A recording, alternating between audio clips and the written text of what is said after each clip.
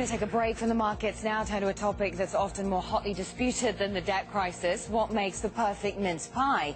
One of the world's best chefs has been putting some of them to the test, along with Bloomberg's own food critic, Richard Vines. This looks quite pretty. Nice inside with the mixture. Let's give it a go. You tasting some, Richard?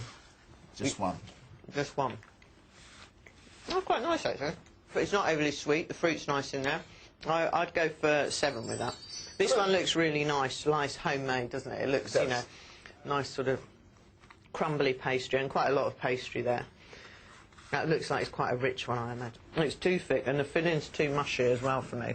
You can look inside, you can't see any nuts there. No. It's all pureed up together, which is a shame because it looked lovely.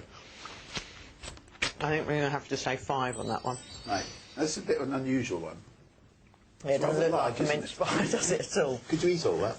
I couldn't. Well, but it depends, you know, it's obviously puff pastry they've made it with. That's a hell of a lot of puff pastry.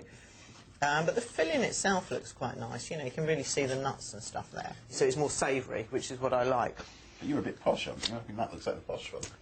You think that's posh? I would have thought that looked like a big Cornish pasty. But I quite like it. The ratio of pastry to filling is over too much pastry. So maybe, let's be fair, 6. Let's give it 6. This looks quite nice. I mean, it looks like a nice proper mince pie. Pastry's nice and crumbly, it's nicely cooked. Fillings, yeah, you know, actually, you can see all the raisins and stuff through it. I really like that filling. Right, Angela, so which are your favourites now? You've got enough to eat. You gave... Honestly, I like this one. I like this one because of the puff pastry, although I did give it a 6, and I think this was probably... You gave that an 8 originally. Yeah, that was the 8. But I think I've got to say I'm going to revise it. This is my favourite one, you know. And then this one? Yeah, great flavour, you know, I quite like the pastry and stuff, so, you know, I'd give that a 7 and let's give that an 8, yeah? Great. Perfect. Thank you. So the one you chose was... Of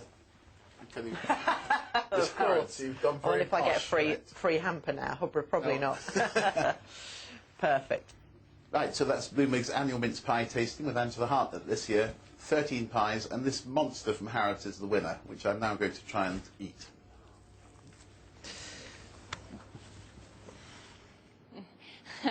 Well, Richard is with us now. You didn't bring me any pies, Richard.